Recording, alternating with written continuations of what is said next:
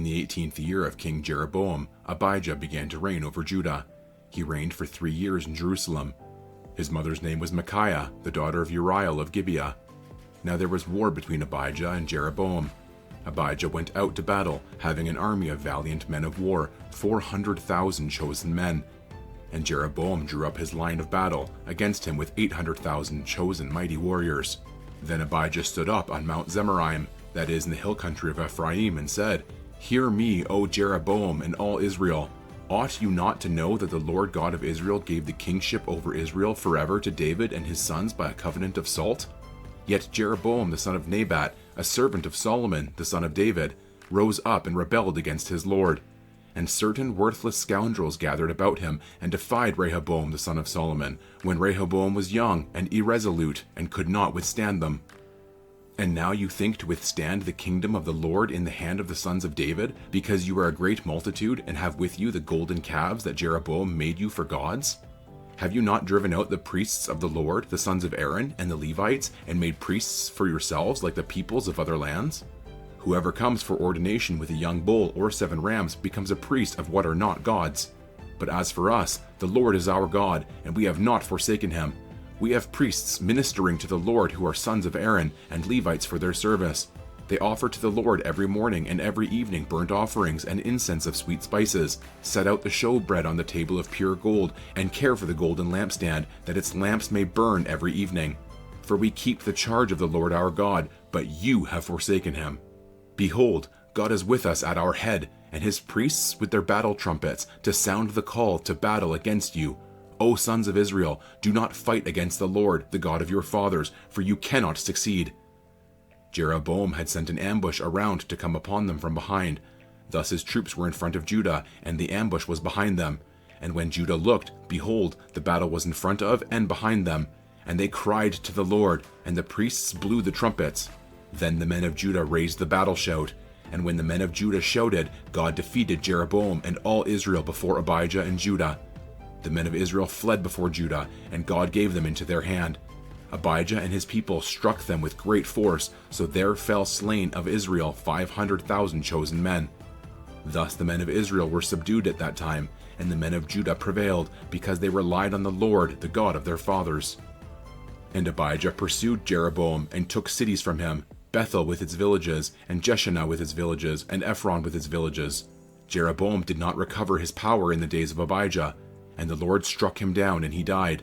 But Abijah grew mighty, and he took 14 wives and had 22 sons and 16 daughters.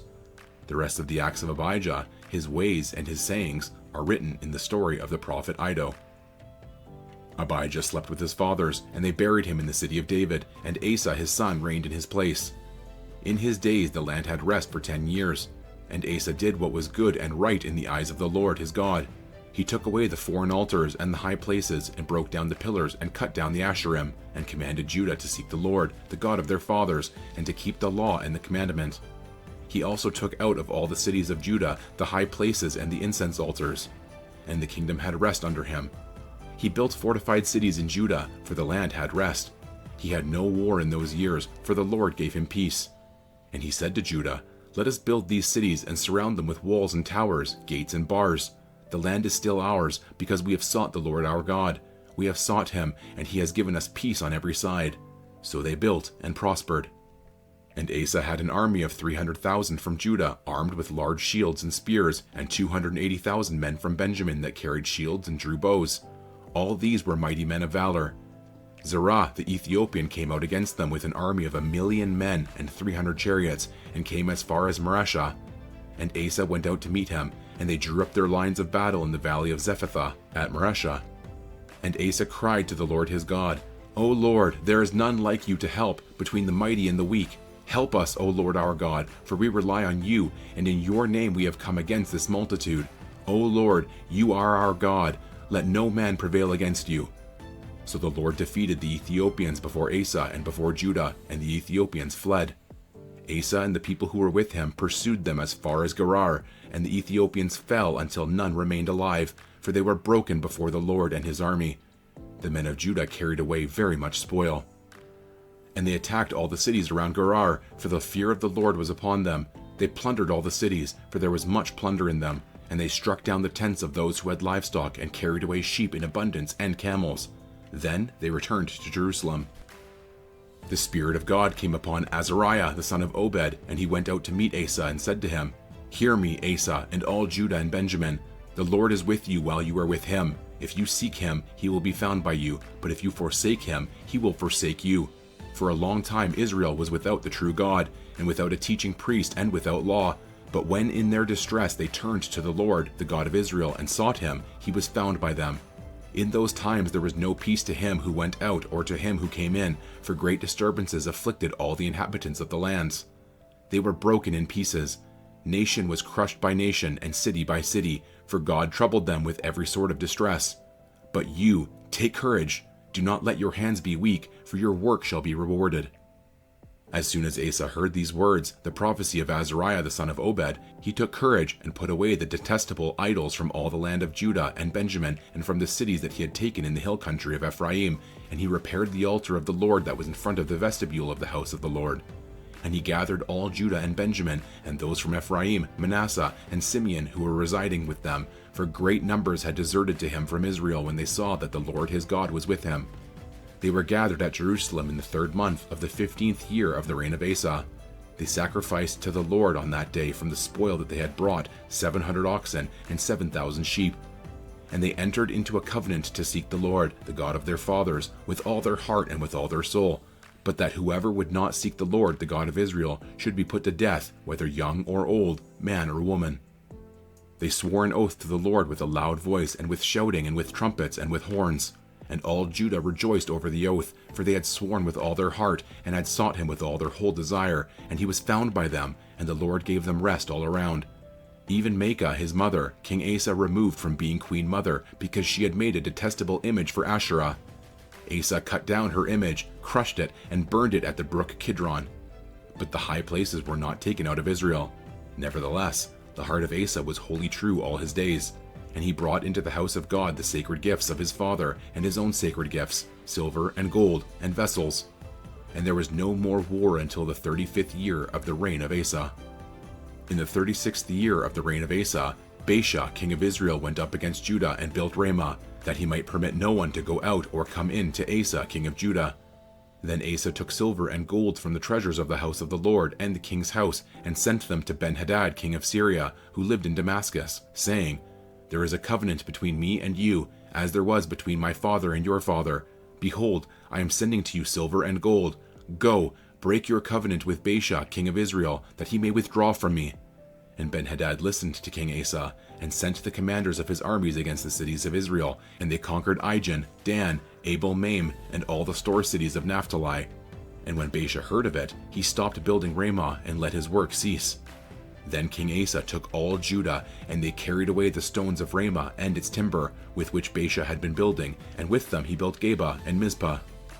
At that time Hananiah the seer came to Asa king of Judah, and said to him, "Because you relied on the king of Syria, and did not rely on the Lord your God, the army of the king of Syria has escaped you. Were not the Ethiopians and the Libyans a huge army with very many chariots and horsemen? Yet because you relied on the Lord, he gave them into your hand. For the eyes of the Lord run to and fro throughout the whole earth, to give strong support to those whose heart is blameless toward him. You have done foolishly in this, for from now on you will have wars." Then Asa was angry with the seer, and put him in the stocks in prison, for he was in a rage with him because of this. And Asa inflicted cruelties upon some of the people at the same time. The acts of Asa, from first to last, are written in the book of the kings of Judah and Israel. In the 39th year of his reign, Asa was diseased in his feet, and his disease became severe. Yet even in his disease he did not seek the Lord, but sought help from physicians. And Asa slept with his fathers, dying in the 41st year of his reign. They buried him in the tomb that he had cut for himself in the city of David. They laid him on a bier that had been filled with various kinds of spices prepared by the perfumer's art, and they made a very great fire in his honor. Jehoshaphat his son reigned in his place, and strengthened himself against Israel. He placed forces in all the fortified cities of Judah, and set garrisons in the land of Judah, and in the cities of Ephraim that Asa his father had captured. The Lord was with Jehoshaphat, because he walked in the earlier ways of his father David. He did not seek the Baals, but sought the God of his father, and walked in his commandments, and not according to the practices of Israel. Therefore the Lord established the kingdom in his hand, and all Judah brought tribute to Jehoshaphat, and he had great riches and honor. His heart was courageous in the ways of the Lord, and furthermore, he took the high places and the Asherim out of Judah. In the 3rd year of his reign, he sent his officials, Ben-Hail, Obadiah, Zechariah, Nethanel, and Micaiah, to teach in the cities of Judah. And with them the Levites, Shemaiah, Nethaniah, Zebediah, Asahel, Shemiramoth, Jehonathan, Adonijah, Tobijah, and Tobadonijah. And with these Levites, the priests, Elishama and Jehoram. And they taught in Judah, having the book of the law of the Lord with them. They went about through all the cities of Judah and taught among the people. And the fear of the Lord fell upon all the kingdoms of the lands that were around Judah, and they made no war against Jehoshaphat. Some of the Philistines brought Jehoshaphat presents and silver for tribute, and the Arabians also brought him 7,700 rams and 7,700 goats. And Jehoshaphat grew steadily greater. He built in Judah fortresses and store cities, and he had large supplies in the cities of Judah. He had soldiers, mighty men of valor, in Jerusalem. This was the muster of them by fathers' houses. Of Judah, the commanders of thousands, Adnah the commander, with 300,000 mighty men of valor. And next to him, Jehohanan the commander, with 280,000. And next to him, Amasiah the son of Zichri, a volunteer for the service of the Lord, with 200,000 mighty men of valor. Of Benjamin, Eliada, a mighty man of valor, with 200,000 men armed with bow and shield. And next to him, Jehozabad, with 180,000 armed for war. These were in the service of the king, besides those whom the king had placed in the fortified cities throughout all Judah.